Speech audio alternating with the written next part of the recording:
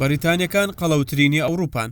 ئەوان لە هەر سێ کەسێک یەکێکیان قەڵەون، بەڵام دوو ڕۆژە هیوایەک هەیە بۆ ڕزگاربوونیان لە قەڵەوی، ئەویش لە ڕێگەی چارەسەری پزیشکیەوە. ڕۆژی دووشەممە کاریگەرترین دەرمانی دابەزاندنی چێش لە کەرتی تەندروستی بەریتانیا و لە بازاڕە تایبەتیەکانی وڵاتەکەدا کەوتە بەردەست. چارەسەرەکە ناوی وێگۆڤیە و لە شێوەی دەرزیدا بەو کەسانە دەدرێت کە کێشیان زیادە.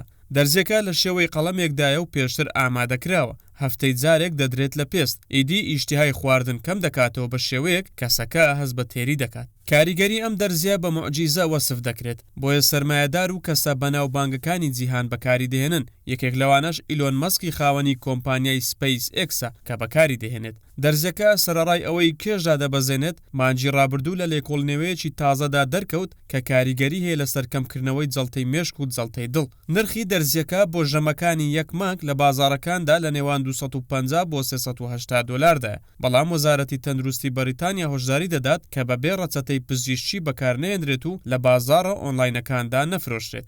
نیگەرانی لەبارەی دەرزیەکە هەیە کە چارەسەرێکی هەمیشەیی نییە. ڕەنگە کەسەکە کاتێک واز لە بەکارهێنانی دەهێنێت ئەگەر خۆی نەپارێزێت وەک پێشووتر چێشی زیاد بکات.